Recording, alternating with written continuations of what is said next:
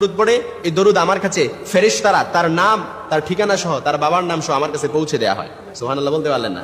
অর্থাৎ আপনি এখন দরুদ পড়ছেন, আপনার নাম এবং আপনার ঠিকানা সহ আপনার বাবার নাম সহ ফেরেশতারা এই দরুদ নিয়ে আল্লাহ রাসূল সাল্লাল্লাহু আলাইহি ওয়াসাল্লামের কাছে পৌঁছে দেওয়া হয় এই দরুদটা। কারণ দরুদ এটা এমন একটা আমল বিনা নোটিশে আল্লাহর কাছে কবুল হয়ে যায়। এখন দরুদ পড়ছেন, আল্লাহর কাছে কবুল, আল্লাহর কাছে কি কবুল। এজন্য একটি দরুদ যদি আপনি ইয়াকিন এবং ইখলাসের সাথে পড়তে পারেন, ইনশাআল্লাহ আপনি যা চাইবেন তাই পাবেন এবং আপনার যত রকমের গোপন রোগ আছে সব গোপন রোগ থেকে আপনি মুক্তি পেয়ে যাবেন একটি দরুদ। তবে আমলটি করতে হবে ইয়াকিন আর ইখলাসের সাথে, কারণ প্রত্যেকটি আমল মাকবুলিয়াতের জন্য শর্ত হচ্ছে আপনার উপরে 100% 100 এবং ইয়াকিন থাকতে হবে যে আল্লাহ তাআলা আমার দোয়াটি কবুল করবে, আল্লাহ তাআলা আমার দোয়াটি কি করবে, কবুল করবে। এজন্য একটি দরুদ আপনি যদি আপনাকে বলি যে গোপন রোগ থেকে মুক্তি পাবেন এবং কি যে কোনো আপনি যা চান তাই পেয়ে যাবেন, এজন্য এই দরুদটি এখনই শিখে নেন। আল্লাহুম্মা সাল্লি আলা মুহাম্মাদি وعلى آل محمد بعداد كل داء ودواء وبعداد كل علة